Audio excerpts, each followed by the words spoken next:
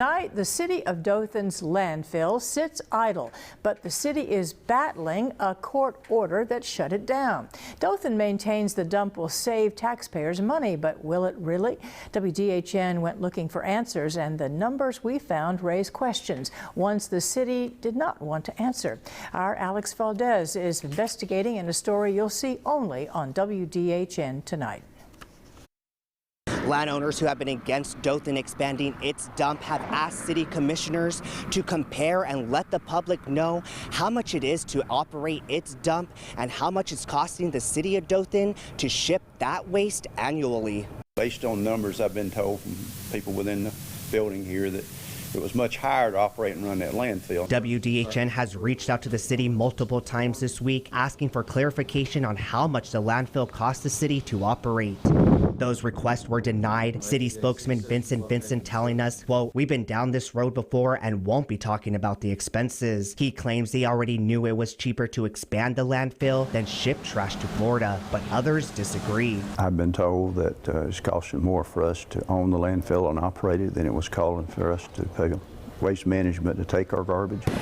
The city created a solid waste fund in 2020 that's supposed to operate as a separate fund, but the city still had to take $3.3 million from the general fund for this year and next year in order to pay all the bills. A recent Dothan budget report projects they'll need around $10.8 million this fiscal year and another $10.8 million for next year, with total expenses to operate the city dump coming to over $1.6 million each year, which is actually more than what the mayor said it costs to haul the trash to Florida.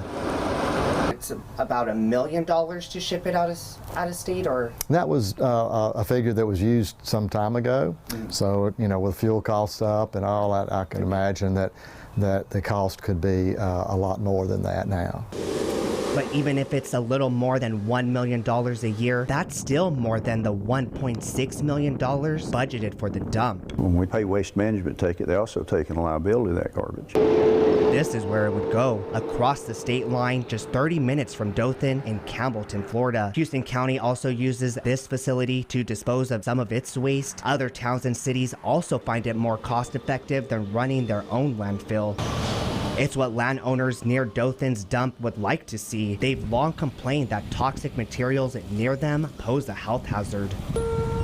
Go back to just transporting it to Campbellton and we're done with the problem. Because you can't keep kicking a can down the road because it's going to end up right back in front of you.